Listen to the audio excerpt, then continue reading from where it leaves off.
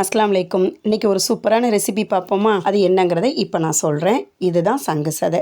இது அவ்வளோ சுலபமாக மார்க்கெட்டில் கிடைக்காது. நம்ம சொல்லி வச்சு தான் வாங்கணும். அதை வாங்கி நல்லா க்ளீன் பண்ணணும். க்ளீன் பண்ணதுக்கப்புறம் நல்லா சுடுதண்ணியில் அவிச்சு எடுத்துட்டு தான் நான் வெட்டுறேன் பாருங்கள். இந்த மாதிரி ரொம்ப ஸ்லைஸாக வெட்டணும். ஸ்லைஸாக வெட்டினா தான் சீக்கிரம் காயும். அதுக்காக தான் இந்த மாதிரி நம்ம வெட்டுறது. வெட்டினதுக்கு பிறகு ஒரு பெரிய அகலமான தட்டில் இதை நம்ம போட்டு 2 நாள், அதாவது நல்ல வெயிலாக இருந்தால் 2 நாளையிலே காஞ்சிரும். நான் காட்டுறேன்ல இந்த மாதிரி நல்லா கையில் எடுக்கும்போதே நல்லா மொறுமொறுன்னு காஞ்சி வரும். காஞ்சி வந்ததுக்கப்புறம் அதை ஒரு கண்டெய்னரில் ஸ்டோர் பண்ணி வச்சு நமக்கு தேவைப்படும் போது அதை யூஸ் பண்ணிக்கிறலாம். நல்ல வெயிலில் காஞ்சி எடுத்ததுக்கப்புறம் இந்த மாதிரி தான் இருக்கும். இதை வச்சு தான் நான் உங்களுக்கு சூப்பரான ரெசிபி செஞ்சு காட்ட போகிறேன். அதுக்கு முதல்ல ஸ்டவ் ஆன் பண்ணிக்கிறோம். ஒரு பாத்திரத்தில் கொஞ்சமாக எண்ணெய் ஊற்றிக்கிறோம். ஏன்னா இப்போ நம்ம இதை பொரிக்க போகிறோம். நல்ல எண்ணெய் சூடானதும் தீயை லோ ஃப்ளேமுக்கு மாற்றிக்கிறோம். இப்போ நம்ம காய வச்சு எடுத்தோம்ல சங்கு சதை, அதை இது கூட சேர்த்து நல்லா பொன்னிறமாக பொரிச்சு எடுத்துக்கிறோம். கருவை விட்டுறக்கூடாது. நமக்கு தேவையான அளவு சங்கு சதையை எடுத்து நல்லா பொரிச்சு ஒரு தட்டில் போட்டு கொஞ்சம் நேரம் ஆற வச்சிருவோம். அது ஆறுற வரைக்கும் நம்ம இந்த ரெசிபிக்கு தேவையான மற்ற பொருட்களை பார்ப்போம். பொரிச்சு எடுத்ததுக்கப்புறம் இந்த மாதிரி தான் கிறிஸ்பியாக இருக்கும். இது நல்லா சூப்பராகவே இருக்கும். இது அப்படியே ஆறட்டும்.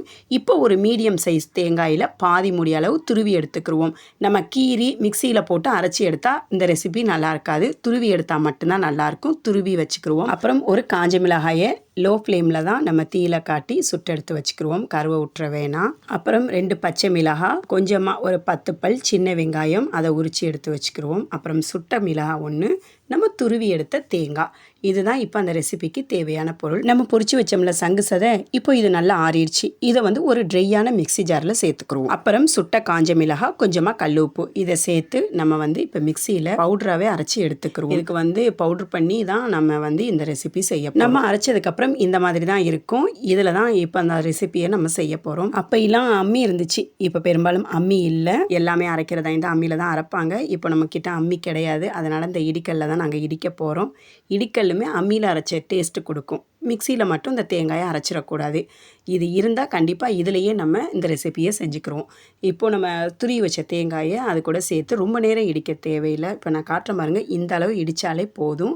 இடித்ததுக்கப்புறம் உடனேவே நம்ம பவுடர் பண்ணி வச்சுருக்கோம்ல, அதை இதில் கூட சேர்த்துக்கிற வேண்டியதான். இதையுமே சேர்த்து ஒரு 2-3 தடவை இடிச்சிட்டு பச்சை மிளகாய், வெங்காயம் அதையுமே இது கூட சேர்த்து நல்லா இடிச்சிட்டாலே நமக்கு சூப்பரான சங்கு சதை சம்பல் ரெடி ஆயிடுச்சு. எத்தனையோ வகையான சம்பல்கள் நீங்கள் பார்த்துருப்பீங்க, செஞ்சு சாப்பிட்டு இருந்திருப்பீங்க. ஆனால் இந்த மாதிரி ஒரு புதுமையான ஒரு ரெசிபி நீங்கள் பார்த்துருக்க மாட்டீங்க.